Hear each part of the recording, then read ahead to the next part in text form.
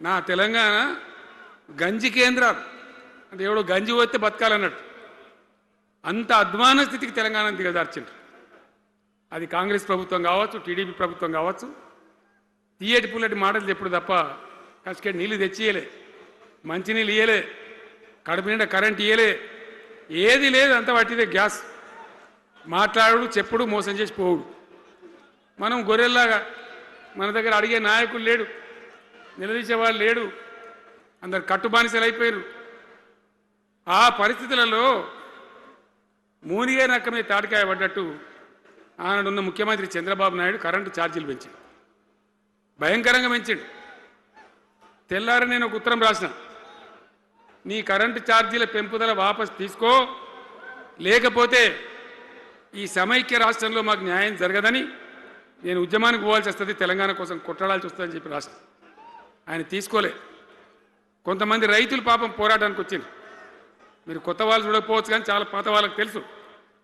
పోరాటానికి హైదరాబాద్కి వస్తే నిరసన తెలపడానికి పట్టపగలు 11:30 గంటలకు బషీర్ బాగులో ఇష్టం ఉన్నట్టు విచ్చలవిడి కాల్పులు జరిపి చంపేస్తే 3 రైతులు అక్కడికక్కడనే ప్రాణాలకి చచ్చిపోయారు. ఆ తర్వాత నిర్ణయం తీసుకున్నాం, ఇక లాభం లేదు, ఎదురు తిరిగితే కూడా వీళ్ళు కాల్చి చంపుతున్నారు, జెండా ఎత్తడం ఒకటే తప్ప మార్గం లేదని చెప్పి ఆనాడు నేను తెలంగాణ ఉద్యమానికి శ్రీకారం చుట్టాను. ఎంబడ ఎవడు వచ్చినా సరే రాకున్నా సరే ప్రజలున్నారు, యువకులున్నారు, చూసుకుందాం దేకలేంగని చెప్పి బయలుదేరి నేను ఇవాళ ఈ వేదిక మీద నుంచి పాపాల బైరోడు ఎందుకు రావాలన్నా నేను అడగదలుచుకున్నా. నేరెళ్ల దళితులను ఇసుక లారీల కింద తొక్కించినందుకు పాపాల బైరోడు రావాలా? ఖమ్మం జిల్లాలో గిట్టుబాటు ధర అడిగిన గిరిజన బిడ్డలకు బేడీలు వేసి నడి బజార్లో నడిపించినందుకు పాపాల బైరోడు అధికారంలోకి రావాలనా? గ్రూప్ 1 పరీక్షలలో పరీక్షా పత్రాలను జిరాక్స్ సెంటర్లలో పల్లి బఠానీలలా కమ్మి లక్షలాది మంది నిరుద్యోగ యువకుల ఉసురు కొట్టుకున్నందుకు పాపాల బైరోడు రావాలనా? పండించిన పంట కొనుగోలు చేయక ఉరేసుకున్నట్టే అన్న పాపాల బైరోడు ఇవాళ రావాలనా? దేనికోసం పాపాల బైరోడు రావాలని నేను అడుగుతున్నా. 1,00,000 కోట్లు, 1,00,000 అంటే 1,00,000. ఈ రోజు కాళేశ్వరం మొత్తం చూసి వచ్చిన కడుపు మండుతుంది. నిజంగానే ఈ చట్టాలు ఇవి లేకపోతే ఆటవిక రాజ్యమే అయితే అడవిలో చెట్టుకు ఊరేసిన తప్పు లేదు. 1,00,000 కోట్ల రూపాయలు గోదావరిలో మంట కలిపినందుకు పేరు మారుస్తువి, ఊరు మారుస్తువి, అంచనాలు మారుస్తువి, 1,00,000 కోట్లు దిగమింగుతువి. కాళేశ్వరం అని కడితే 3 ఏళ్లలోనే కూలేశ్వరం అయిపోయింది. దీనికి చెట్టుకు ఉరేసిన పాపం లేని తప్పులు చేస్తే అయినా ప్రజాస్వామ్యాన్ని నమ్మే మేము ఈరోజు సిబిఐ విచారణకి ఇచ్చినాం తప్ప చెట్టు కట్టేసి కొట్టలేదు. అదే నిజాం సర్కార్ అయితే ఇట్లా తప్పు చేసిన వాళ్ళు ఊర్లో కోదండం వేసి లాగులో తొండలు ఇడిచి తిరిగింది కళ్ళకు కొట్టేటోళ్ళు ఇట్లాంటి తప్పులు చేసిన వాళ్ళు. కానీ కాంగ్రెస్ పార్టీ కార్యకర్తల ప్రభుత్వం మంచిది కాబట్టే ఈరోజు ఇవన్నీ చేయలేదు. ఇవి చేసినందుకు పాపాల బైరోడు రావాలనా? దేనికోసం రావాలి? మళ్ళా కొడుకును ముఖ్యమంత్రిని చేయడానికి, అల్లుని మంత్రిని చేయడానికి, సారాలో సోడా పోసేటోని రాజ్యసభ చేయడానికి, బిడ్డకు ఎమ్మెల్సీ చేయడానికి పాపాల బైరోడు రావాలనా? దేనికోసం రావాలయ్యా నేను అడుగుతున్నా.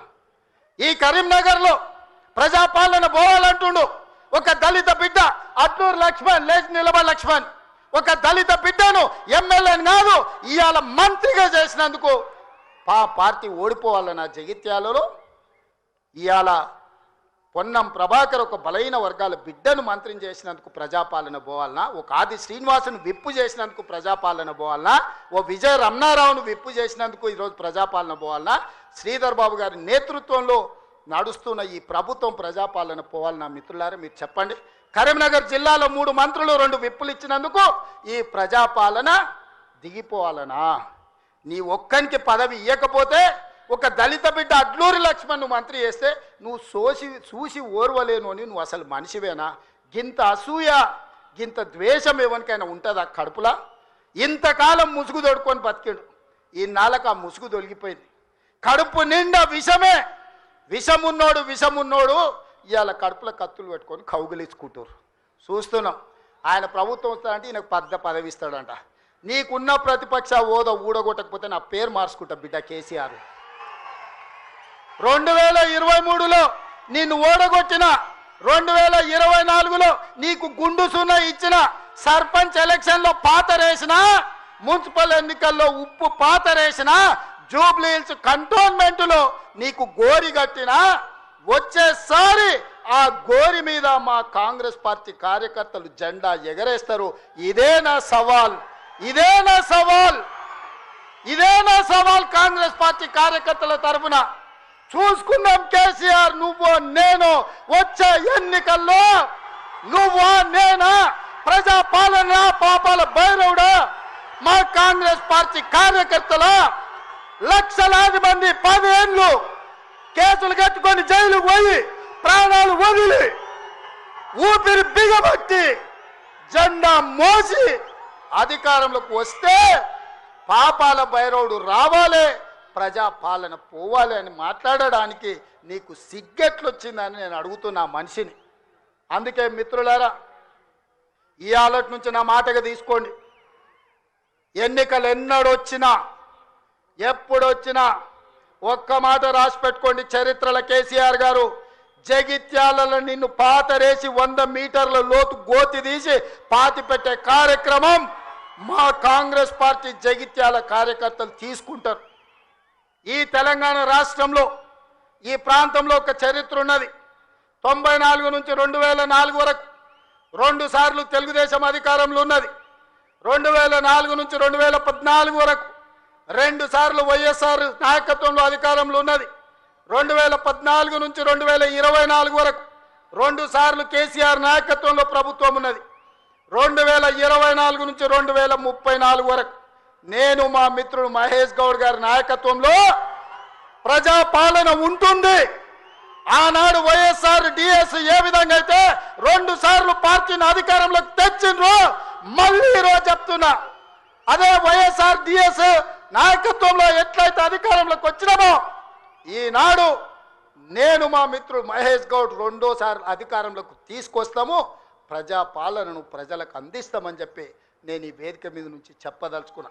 చరిత్ర పునరావృతం చేసే బాధ్యత మాది, చరిత్ర నిర్మించే బాధ్యత నాది, చరిత్రలో సువర్ణ అక్షరాలతోని లిఖించే విధంగా ప్రజాపాలన అందించే బాధ్యత మాది. ప్రభుత్వ ఉద్యోగాలు ప్రైవేటు ఉద్యోగాలే కాదు, హైదరాబాదు నగరాన్ని మహానగరంగా నిర్మించుకునే బాధ్యత మాది. కూలిపోయిన కూలేశ్వరాన్ని చక్కగా చేసుకొని మళ్ళీ నీళ్ళు అందించుకునే బాధ్యత మనది. పాలమూరు రంగారెడ్డి ఎత్తిపోతలు కావచ్చు, జూరాలు కావచ్చు, భీమా కావచ్చు, నెట్టంపాడు కావచ్చు, కోయిల్సాగర్ కావచ్చు, శ్రీరామ్ సాగర్ కావచ్చు, దేవాదులు కావచ్చు, సీతారామ ప్రాజెక్టు కావచ్చు, కాళేశ్వరం ప్రాజెక్టు కావచ్చు, మా మిత్రుడు చెప్పిన చిన్న కాళేశ్వరాన్ని పూర్తి చేపించే బాధ్యత నాది. మిత్రులారా, మీకు అండగా నిలబడి